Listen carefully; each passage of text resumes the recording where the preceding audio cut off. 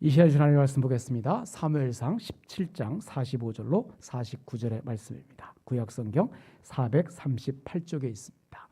사무엘상 17장 45절로 49절까지 말씀 제가 천천히 봉독합니다. 다윗이 블레 사람에게 이르되 너는 칼과 창과 단창으로 내게 나아오거니와 나는 만군의 여호와의 이름 곧 내가 모욕하는 이스라엘 군대의 하나님의 이름으로 내게 나아가노라. 오늘 여호와께서 너를 내 손에 넘기시리니 내가 너를 쳐서 내 목을 베고 블레셋 군대의 시체를 오늘 공중에 세워 땅에 들짐승에게 주어 온 땅으로 이스라엘의 하나님이 계신 줄 알게 하겠고 또 여호와의 구원하심이 칼과 창에 있지 아니함을 이 무리에게 알게 하리라. 전쟁은 여호와께 속한 것인즉 그가 너희를 우리 손에 넘기시리라. 블레 사람이 일어나 다윗에게로 마주 가까이 올 때에 다윗이 블레 사람을 향하여 빨리 달리며 손을 주머니에 넣어 돌을 가지고 물매로 던져 블레 사람의 이마를 치매 돌이 그의 이마에 박히니 땅에 엎드러지니라. 아멘. 오늘 말씀의 제목을 싸우지 않아서 지는 겁니다로 잡아봤습니다. 어느 글에 있는 아티클을 따왔습니다. 오늘도 지난주에 이어서 다윗과 골리앗의 이야기를 나누려고 하는데 지난주의 말씀 기억하십니까? 2m 97, 3m 가까운 거구의 골리앗이 57kg이나 되는 갑옷을 입고 칼과 창과 단창을 무장해서 이스라엘 군대 앞에 섰습니다. 고래고래 소리 지르면서 하나님을 모욕하고 비방하고 그 소리를 아침 저녁으로 사울 왕과 이스라엘 백성들이 이스라엘 군대가 들어야만 했어요. 40일 동안 아침 저녁으로 골리앗의 쩌렁쩌렁한 그 외침에 사울 왕과 온 이스라엘 군대는 크게 놀라서 두려워 떨었다라고 이야기했어요. 그들이 크게 놀라서 두려워 떨었던 이유가 뭐였어요? 먼저는 골리앗의 말을 들었기 때문이에요. 그리고 거함 골리앗의 모습을 봤기 때문이었습니다. 그런데 어린 소년 다윗은 골리앗을 보지 않고 하나님께 시선을 맞추고 하나님의 목소리에 귀를 기울이고 만군의 여호와 이름으로 골리앗 앞에 서게 돼요. 바로 우리의 삶의 모습도 골리앗을 바라보는 것이 아니라 나를 가로막아서는 세상의 골리앗을 바라보는 것이 아니라 온전히 하나님께 내 시선을 맞추고 하나님의 음성에 귀를 기울여서 오늘을 살아가는 우리의 삶이 되기를 간절히 바랍니다. 아무튼 지금 엘라 골짜기를 사이에 두고서 이스라엘과 블레셋 군대가 대치하고 있습니다. 블레셋 군대 가운데 가장 싸움을 잘하는 블레셋 챔피언 골리앗이 이스라엘과 그들의 하나님을 능욕하고 있는 그 현장. 근데 그 현장에 바로 소년 다윗이 방문하게 돼요. 그리고 그곳에서 거인 골리앗을 보게 됩니다. 그리고 그 골리앗이 이 이스라엘 향해서 비난과 경멸의 말을 듣게 되죠. 본문 앞절인 22절 하반절에서 23절을 제가 읽어드리겠습니다. 형들에게 문안하고 그들과 함께 말할 때에 마침 블레셋 사람의 싸움 도두는 가드 사람 골리앗이라 하는 자가 그 전열에서 나와서 전과 같은 말을 하매 다윗이 들으니라. 그리고 이스라엘 군대가 골리앗에게 압도돼서 두려움에 떨면서 도망하는 모습을 또 보게 돼요. 지금 어쩌면 사울 왕과 이스라엘 군대는 풍전등화죠. 모든 걸 다 포기하고 싶은 내려놓고 싶은 그러한 상황이었어요. 다윗이 그 모습을 본 거예요. 근데 여러분 하나님의 역사는 여기서부터 시작돼요. 다윗이 지금 이 전쟁터에 온 것 그리고 이 전쟁터에 와서 골리앗의 이야기를 듣는 것 그리고 이스라엘 백성들이 그 골리앗을 보고 두려워 떨어서 크게 놀라서 흩어지고 있는 것 그 모습을 본 것이 결코 우연이 아니라는 거예요. 일련의 모든 과정을 인도하신 하나님의 섭리입니다. 그리고 모든 것을 하나님께서 이루어 가신다라고 하는 그것을 신학적인 용어로 하나님의 섭리다라고 얘기합니다. 사실 다윗은 벌써 이전에 사무엘 선지자에게 기름 부음을 받았어요. 왕으로 기름 부음을 받았습니다. 하지만 어느 누구도 이 다윗이 이스라엘의 왕이라고 인정해 주지 않았어요. 심지어 그의 아버지도 그의 형들도 다윗을 왕으로 인정하지 않았어요. 그래서 하나님은 이곳에서 다윗과 골리앗의 싸움을 통해서 다윗이 이스라엘의 왕이 될 것을 어쩌면 공식적으로 드러내려고 하시는 것 같아요. 이 전투에서 다윗이 골리앗을 무너뜨리고 이스라엘을 승리로 이끈다면 사울 왕을 제외한 모든 백성들은 다윗이 이스라엘의 진정한 지도자로 인정할 것이기 때문에. 근데 여러분, 다윗이 아버지의 심부름으로 지금 전쟁터에 온 거죠. 형들에게 먹을 걸 주기 위해서. 근데 자신을 이스라엘 왕으로 세우시려는 하나님의 놀라운 섭리를 알았을까? 다윗은 전혀 몰랐을 거예요. 그냥 다윗은 아버지의 심부름이니까 그냥 아버지의 말에 순종했을 뿐이에요. 평소대로 아주 작은 일에 충성한 거죠. 그런데 그 순종이, 그 작은 충성이 하나님의 뜻을 이루는, 하나님의 역사를 만들어내는 일의 시작이 되었다라고 하는 거예요. 우리가 창세기에서 보는 요셉의 인생도 마찬가지죠. 요셉은 형들의 미움을 사서 애굽의 종으로 팔려갑니다. 보디발의 집에서 총무 역할을 잘했는데 보디발 아내의 유혹, 그것을 물리쳤는데 억울하게 누명을 쓰고 감옥에 가게 되죠. 하지만 이 일로 인해서 이 요셉은 애굽의 국무총리가 됩니다. 이 모든 상황 속에 하나님의 섭리가 있었고 애굽의 국무총리가 되어서 바로 자기의 가족을 구원해내는 그러한 역사를 만들어내요. 사랑 여러분, 오늘 우리의 인생도 마찬가지예요. 우리가 살아가는 삶의 현장에서 우리가 당하는 아픔 속에도, 억울함 안에도, 일상적인 만남 가운데도 정말 미처 다 이해할 수 없는 하나님의 섭리가 숨어 있습니다. 하지만 우리는 결과를 보기 전에는 하나님의 섭리를 다 알 수가 없어요. 그래서 순간순간 내가 힘들 때마다, 내가 어려울 때마다 불평하죠. 원망하죠. 좌절하죠. 하나님 왜 그러십니까? 하나님 왜 해결해 주지 않습니까? 그냥 하나님이 없는 것 같이 그냥 포기하고 싶은 좌절. 삶이 지루하고 고통스럽게 느껴질 때 내 삶이 하나님의 섭리 가운데 있다라고 하는 것을 이해할 수 없죠. 이해가 되지 않죠. 하나님이 정말 내 삶에 고통이 찾아온 것, 고통을 허락하신 것일까? 하지만 여러분, 우리가 뒤를 돌아보면, 지난 삶의 여정을 떠올려 보면, 믿음의 눈을 열어서 정말 우리의 모든 삶을 뒤돌아보면 순간순간 하나님의 섭리였음을 깨닫게 돼요. 우리 교회 모습만 봐도 그렇겠죠. 비닐하우스를 거쳐서 우리가 예배당을 건축해내기까지 순간순간 하나님께서 보여주신 섭리의 그 모습들을 보게 됩니다. 그래 여러분, 믿음의 눈을 들어서 지난 삶의 여정을 떠올려 보면 지금까지 내 삶을 지켜온 하나님의 섭리를 볼 수 있다고 하는 거예요. 바울이 고백했던 나의 나됨이 하나님의 큰 은혜임을 또한 깨닫게 됩니다. 그러고 보면 우리의 삶의 모습은, 우리의 가정과 우리 교회의 모습은 그냥 무의미한 일상의 하루하루, 그냥 일상의 무의미한 조각조각들이 아니라 하나님께서 큰 그림을 그리시는, 하나님의 섭리 가운데 하나님께서 계획하심 속에서 한 걸음 한 걸음 나아가고 있다라고 하는 겁니다. 그러기 여러분, 우리의 모든 만남과 상황 속에서 믿음의 눈으로 하나님의 섭리를 바라볼 수 있는 삶이 되어지기를 간절히 바랍니다.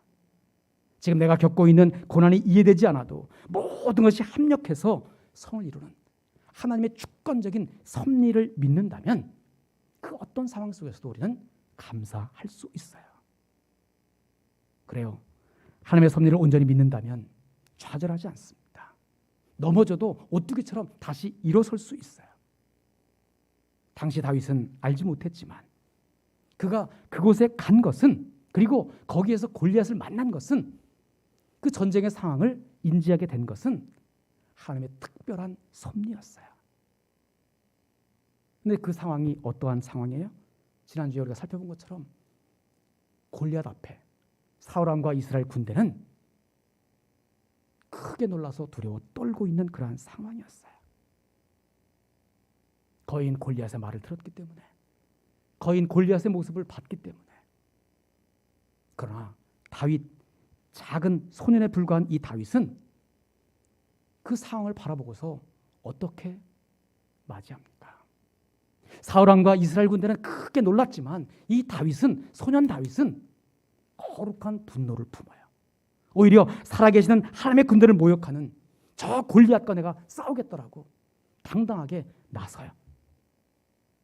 그때 다윗의 형 엘리압이 가소롭다는 듯이 화를 내면서 다윗을 만류합니다. 당연한 거죠. 지금 자기 그냥 형인, 그리고 어떻게 보면 장년인, 청년인 형들도 나서지를 못하고 있는데 막내인 어린 소년 다윗이 그 거함 골리앗 앞에 나와서 싸우겠다고 하니까, 뭐 죽으려고 작정한 그러한 모습이라고 생각하니까 화를 내면서 극구 만류한 거죠. 당연하죠. 그리고 사울 왕 역시 아직 너는 소년이기 때문에 저 블레셋의 용사와 싸울 수 없다라고 거듭거듭 이야기합니다. 그래도 그냥 모르니까 갑옷을 주죠. 왕이 입었던 갑옷을 줘요. 너무 크니까 이 다윗이 갑옷을 벗어놓고 막대기 하나 들고 시냇가에서 매끄러운 돌 5개를 골라서 주머니에 넣고 물매를 가지고 골리앗을 향해서 나아갑니다. 성경은 다윗이 골리앗 앞에 나아가는 모습을 이렇게 표현하고 있어요. 보면 45절입니다.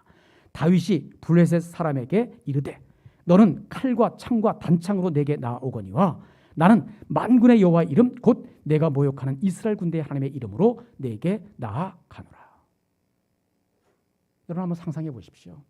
다윗과 골리앗, 두 사람의 무기를 한번 생각해 보십시오. 두 사람의 무기는 차원이 달라요.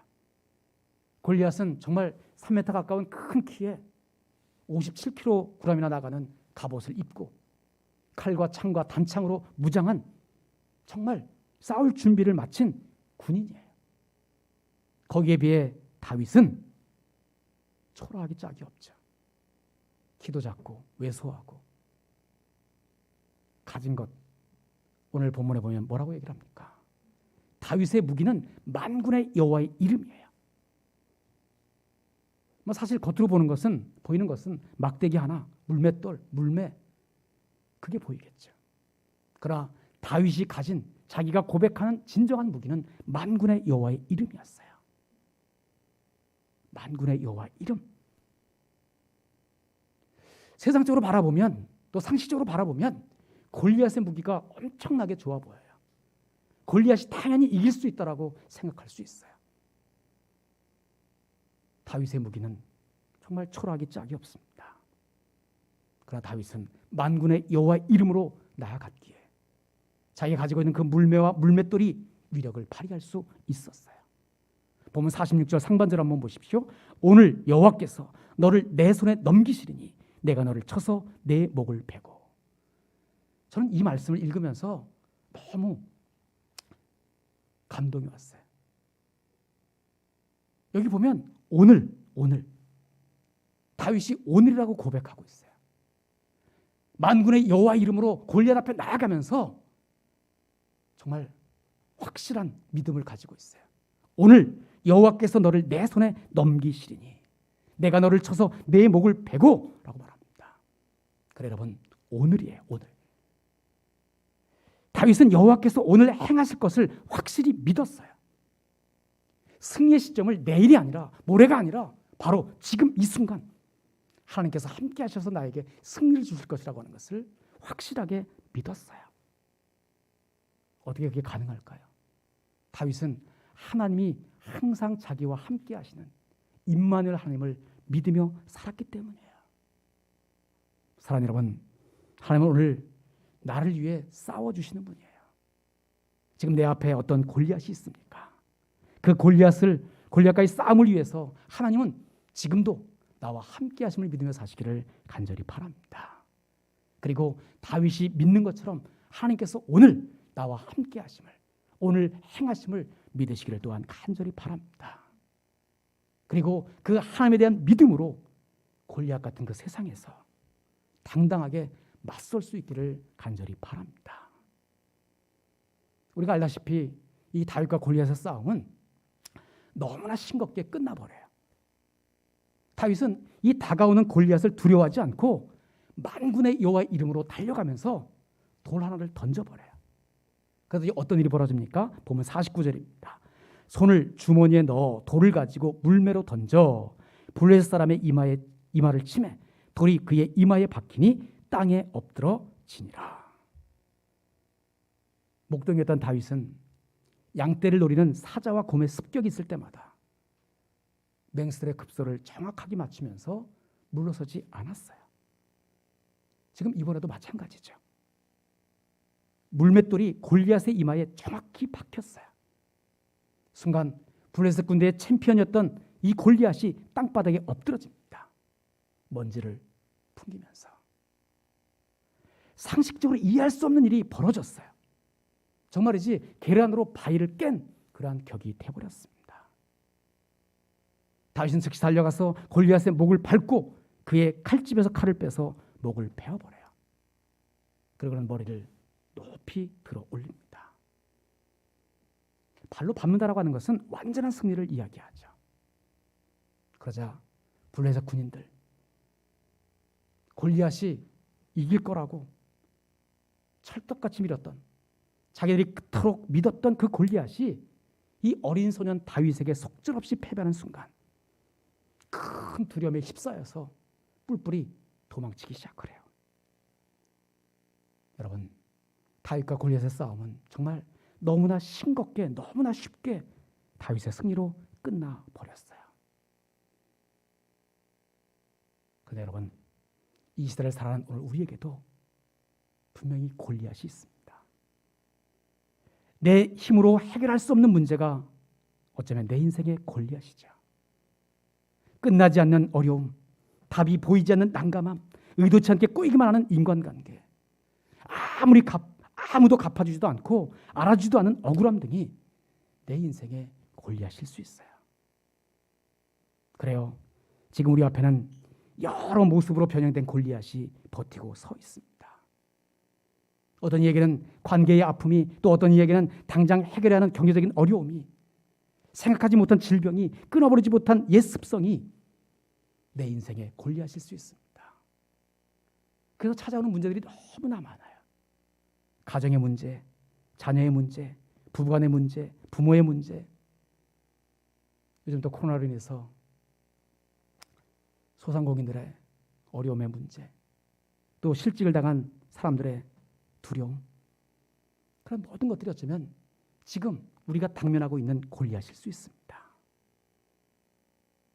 사랑하는 여러분, 잠시 생각해 보십시오. 코로나 전국 속에 내가 살아가면서 나의 행복과 평안을 빼앗고 있는 골리앗이 누구인가? 나를 두려움 속에 살게 하고 나를 좌절하게 만드는 골리앗은 과연 무엇인가? 골리앗이 다윗 앞에 서 있었던 것처럼 지금 우리 앞에도 세상의 골리앗이 버티고 서 있습니다. 나의 골리앗을 분명하게 똑똑히 한번 바라보십시오. 그리고 외면하지 말고 두려워하지 말고 다윗처럼 맞서서 싸울 수 있기를 간절히 바랍니다. 근데 대부분의 사람들은 세상의 골리앗을 만나면 회피하려고 들어요. 타협하려고 들어요. 맞서려고 하지 않아요. 싸움하기보다 그냥 쉽게 체념해버리고 포기해버리고 좌절을 택합니다. 에이, 나는 여기까지인가 보다. 나는 안 된다. 그러나 여러분, 오늘 우리는 하나님의 사람들임을 늘 기억하시기를 간절히 바랍니다. 하나님의 사람이었던 다윗은 골리앗을 외면하지 않았어요. 만군의 여호와 이름으로 골리앗 앞에 당당하게 맞서 섰습니다. 앞으로 나가서 일어나 맞서서 앞으로 나아가는, 도전하는 다윗의 모습. 여호와는 나의 목자시니 내게 부족함이 없다고 고백했던 그 다윗의 고백이 오늘 우리에게도 있어져서 하나님이 나와 함께 하시기에 두려워하지 말고 맞서 싸울 수 있는 우리의 삶이 되기를 간절히 바랍니다. 기독교의 기본 명령은 두 하라입니다. do not, 하지 말라가 아니에요. 근데 많은 사람들이 무엇을 하지 않는 것이 기독교 정신이라고 생각하는데 무엇을 하지 말라라고 하는 십계명의 율법만 생각하고 그냥 아무것도 하지 않고 예배를 드리는 것만으로 주의를 성수했다라고 생각을 합니다. 그러나 예수님은 뭐라고 말씀합니까? 선을 행하고 하나님을 예배하는 것이 더 중요하다는 거예요. 선이 먼저라는 거죠. 하나님의 의, 하나님의 공의가 먼저라는 거예요. 어둠의 길을 가지 않는 것도 중요하지만 적극적으로 빛의 길을 걸어가는 것이 더 중요하다는 거예요. 세상 속에서 소금과 빛의 사명을 감당하는 삶의 모습이 더 중요하다고 하는 것이 바로 예수님의 말씀입니다. 사랑하는 여러분, 지금 내 앞에 골리앗이 있습니까? 절대로 두려워하지 않기를 간절히 바랍니다. 나를 이 골리앗과 만나게 하신, 그리고 기필코 이 전쟁을 승리로 이끄실 하나님의 섭리를 기억할 수 있기를 간절히 바랍니다. 그리고 다윗처럼 하나님이 주신 물맷돌을 가지고 만군의 여호와 이름으로 골리앗을 향해서 돌진해 갈 수 있기를 간절히 바랍니다. 내가 싸움을 시작하면, 내가 골리앗 앞에 서서 도전하면 다윗이 그랬던 것처럼 그 골리앗은 먼지를 내면서 쓰러지게 될 거예요. 그래 여러분, 우리는 싸우지 않아서 지는 겁니다. 도전하지 않아서 지는 겁니다. 내가 도전하면, 싸우기 시작하면 함께 하시는 하나님께서 역전의 은혜를 허락하셔서 이기되 넉넉히 이기는 삶을 허락하실 겁니다. 지금 내 앞에 있는 골리앗이 내 인생의 놀라운 성공의 기회도 될 수 있을 겁니다. 그리고 다윗이 그랬던 것처럼 하나님의 살아계심을 드러내는 축복의 기회가 될 수 있습니다. 그래 여러분, 오늘 우리는 싸우지 않아서 지는 겁니다. 지금 이 순간 내 앞에 세상의 골리앗, 그것 때문에 두려워하지 말고 세상의 골리앗을 향해서 적극적으로 도전할 수 있기를 간절히 바랍니다. 다윗처럼 만군의 여호와 이름으로 나아갈 수 있기를 간절히 바랍니다. 내 앞에 서 있는 세상의 그 골리앗이 아무리 커 보여도 지금 내 안에 계신 주님, 내 안에 계신 그 하나님께서 더 크신 분임을 믿으며 사시기를 간절히 바랍니다. 그래서 사도 요한은 이렇게 외쳤어요. 요한일서 4장 4절 하반절에 보니까 너희 안에 계신 이가 세상에 있는 자보다 크심이라. 너희 안에 있는 이가 세상에 있는 자보다 크다라고 말씀하고 있어요. 그래 여러분, 세상에 있는 자, 그 골리앗, 나를 힘들게 하고 나를 넘어지게 만들고 좌절하게 만들고 체념하게 만드는 그 세상의 골리앗보다 정말 더 크신 하나님께서 내 안에 계시다라고 하는 거예요. 우리가 그것을 바라볼 수 있어야만 합니다. 내 안에 계신 세상의 그 골리앗보다 더 크신 그 하나님을 믿음으로 말미암아서 그 어떤 골리앗과의 싸움에서도 승리의 삶을 살 수 있음을 믿으면서 골리앗과의 싸움을 시작할 수 있기를 간절히 바랍니다. 침도하는 자에 의해서 하나님의 나라가 확장되듯이 도전하는 자에 의해서 골리앗은 분명히 무너질 거예요. 이 한 주간도 임마누엘, 함께 하신 하나님을 믿고 코로나라고 하는 골리앗 또는 나를 힘들게 하는 골리앗, 그 어떤 골리앗이 내 앞에 놓여 있다고 할지라도 그 골리앗과 정면 승부해서 승리의 기쁨을 누리며 살아가는 저와 여러분 모두가 되어지기를 주님으로 간절히 축복합니다. 기도하겠습니다.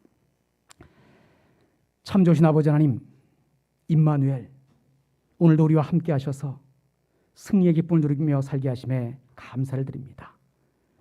오늘 들려진 말씀을 기억하면서 때로는 우리를 힘들게 하고 어렵게 만들고 또 인간관계 속에서 아픔이 있는, 그래서 가정 속에서도 문제가 있는, 또 특별히 코로나라는 전국 속에 그 모든 상황들이 우리에게 다가오는 세상에 골리앗일 수 있을 텐데 그 모든 것들이 내 앞에 놓여서 좌절하고 싶고 체념하고 싶고 포기하고 싶은 그러한 상황이라고 할지라도 다윗처럼 그 내 앞에 골리앗과 정면 승부해서 승리의 기쁨을 누리며 살아갈 수 있도록 인도하여 주옵소서. 골리앗의 말을 듣고 골리앗만 바라보고 크게 놀라 두려워 떨었던 이스라엘 백성들, 사울왕, 그 어리석은 삶의 모습이 우리의 삶이 되지 않게 하시고 골리앗보다 크신 하나님께서 지금 내 안에 계심을 믿고 정면 승부해서 넉넉히 이기며 살아가는 삶이 되어질 수 있도록 인도하여 주옵소서. 예수스로 간절히 기도하옵나이다. 아멘.